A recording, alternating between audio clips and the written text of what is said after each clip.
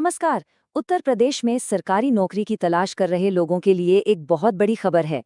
आज हम UP home guard भर्ती 2025 की हर एक जानकारी को बिल्कुल आसान भाषा में स्टेप बाय स्टेप समझने वाले हैं। अगर एक स्थिर करियर की तलाश है तो ये वो मौका है जिसे गंवाना नहीं चाहिए। तो चलिए शुरू करते हैं। सबसे पहले तो जरा इस आंकड़े पर गौर कीजिए। 41,424। जी हाँ, ये कोई छोटा मोटा नंबर नहीं है। ये सिर्फ एक भर्ती नहीं, बल्कि प्रदेश के हजारों युवाओं के लिए एक सुनहरा भविष्य बनाने का दरवाजा है।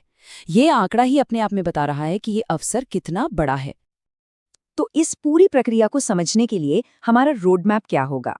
हम सबसे पहले बात करेंगे कि ये मौका आखिर इतना बड़ा क्यों है। फिर जानेंगे कि कौन-कौन इसके लिए योग्य है, आवेदन करने का सही तरीका क्या है और सबसे जरूरी सिलेक्शन का पूरा प्रोसेस क्या होगा। और आखिर में वो तारीखें जिन्हें बिल्कुल भी नहीं भूलना है। तो चलिए पहले हिस्से से शुरू करते हैं और समझते हैं कि ये अवसर इतना खास क्यों है। देखिए, ये भर्ती सीधे उत्तर प्रदेश पुलिस भर्ती एवं प्रोन्नति बोर्ड करवा रहा है, जो इसकी विश्वसनीयता और इसके महत्व को और भी बढ़ा देता है। ये जो भी जानकारी है ये सीधे ऑफिशियल नोटिफिकेशन से ली गई है, यानी पूरी तरह से प्रामाणिक। और सबसे अच्छी बात पता है क्या है? प्रदेश के सभी 75 जिलों में पद उपलब्ध है। मतलब ये कि अपने ही क्षेत्र में रहकर सेवा करने का एक शानदार मौका मिल सकता है। तो भाई सवाल ये है कि इस बड़े अवसर का लाभ कौन उठा सकता है। आगे बढ़ने से पहले सबसे जरूरी कदम है ये जानना कि कौन इसके लिए योग्य है। चलिए पात्रता की शर्तों को एक एक करके समझते हैं। अच्छा, उम्र और पढ़ाई की डिटेल में जाने से पहले 1 मिनट रुककर ये समझ लेते हैं कि पात्रता या एलिजिबिलिटी का आखिर मतलब क्या होता है। ये बस कुछ शर्तों का एक सेट है, जैसे कि उम्र, शिक्षा और शारीरिक माप, जिन्हें पूरा करना हर उम्मीदवार के लिए एकदम अनिवार्य है। अब उम्र की शर्तों पर ध्यान देना बहुत जरूरी है। सामान्य वर्ग के उम्मीदवारों का जन्म 1 जुलाई 1995 से पहले और 1 जुलाई 2007 के बाद का नहीं होना चाहिए। और एक अच्छी खबर ये है कि SC, ST और OBC वर्ग के उम्मीदवारों को 5 साल की छूट दी गई है। भूतपूर्व सैनिकों के लिए भी विशेष नियम बनाए गए हैं। शैक्षिक योग्यता की बात करें तो इसे बहुत ही सीधा और सरल रखा गया है।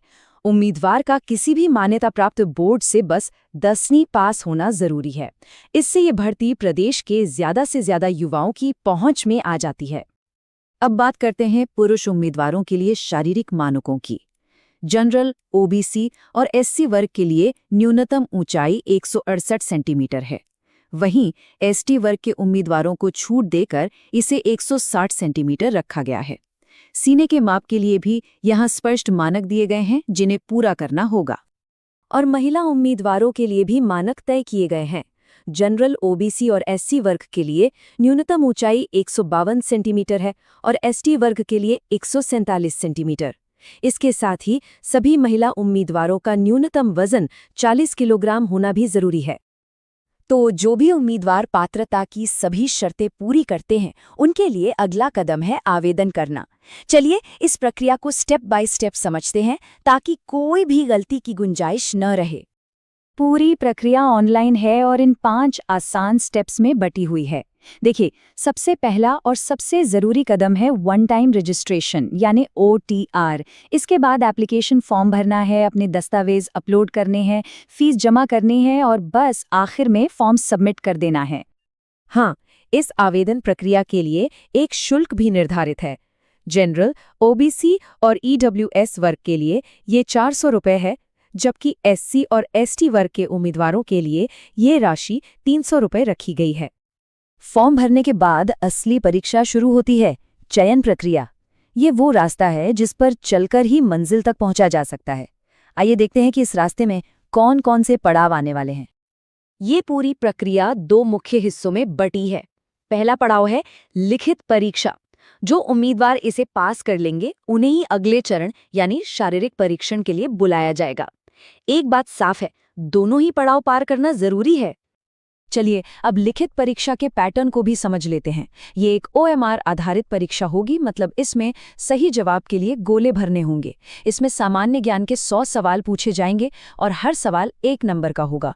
इन 100 सवालों को हल करने के लिए पूरे 2 घंटे का समय मिलेगा। लिखित परीक्षा में सफल होने के बाद अंतिम पड़ाव पार करना होगा, शारीरिक दक्षता परीक्षा यानी PET। ये सिर्फ एक टेस्ट नहीं बल्कि शारीरिक क्षमता और सहन शक्ति की असली परीक्षा है। इस टेस्ट का सबसे मुख्य हिस्सा है दौड़।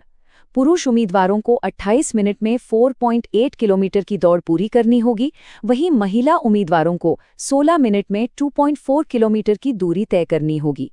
यहाँ पर तैयारी और स्टैमिना ही काम आएगा, क्योंकि ये सिलेक्शन प्रोसेस का एक बहुत ही निर्णायक चरण है। और अब वो सबसे जरूरी जानकारी जिस पर सबसे ज्यादा ध्यान देना है, महत्वपूर्ण तारीखें। इन तारीखों को याद रखना बहुत जरूरी है, क्योंकि एक भी डेडलाइन छूटने का मतलब ये सुनहरा मौका हाथ से निकल जाना हो सकता है। ये जो तारीखें हैं, इन्हें कहीं अच्छे से नोट कर लेना चाहिए। ऑनलाइन आवेदन 18 नवंबर 2025 से शुरू होंगे।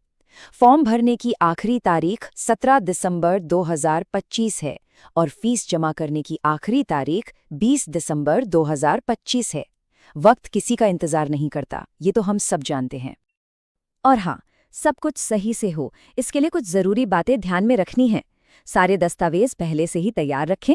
OTR करना अनिवार्य है, इसे बिल्कुल न भूलें। किसी भी जानकारी के लिए सिर्फ और सिर्फ आधिकारिक वेबसाइट uppbpb.government.in पर ही भरोसा करें। और अगर कोई भी सवाल मन में हो तो हेल्पलाइन नंबर पर संपर्क किया जा सकता है। तो सारी जानकारी अब सामने है। ये सिर्फ एक नौकरी का मौका नहीं, बल्कि एक सम्मानजनक करियर बनाने का अवसर है।